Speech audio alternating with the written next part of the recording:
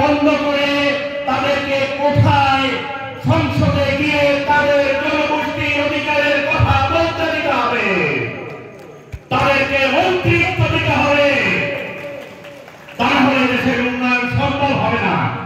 আর এই দেশের উন্নয়ন করতে হলে কাউকে পিছিয়ে রাখা যাবে না। যেমন সমতলকে অধিকার দিতে হবে, তেমনি পাহাড়কে অধিকার দিতে হবে, যেমনি নারীকে অধিকার দিতে হবে, তেমনি পুরুষকে অধিকার দিতে হবে, তেমনি আমার শিশুকে অধিকার দিতে হবে। আমরা দেখেছি এখনো আদিবাসী সমাজের যে বাল্য বিবাহ, সেই বাল্য বিবাহের পরিমাণ খুব একটি কমে নেই। সেখানে সরকারকে উদ্যোগ নিতে হবে এবং আমাদের অধিকারের জন্য আমাদেরকেই কথা বলতে হবে।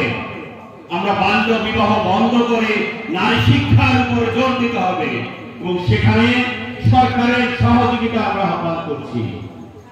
আমরা যদি দেখি আমাদের শ্রমজীবী, পেশাজীবী কৃষক যারা এখানে কাজ করেন, যারা এই দেশের জন্য সার্বক্ষণিক পরিশ্রম করেন, তাদেরকে সরকার প্রায়োরিটি দেন না।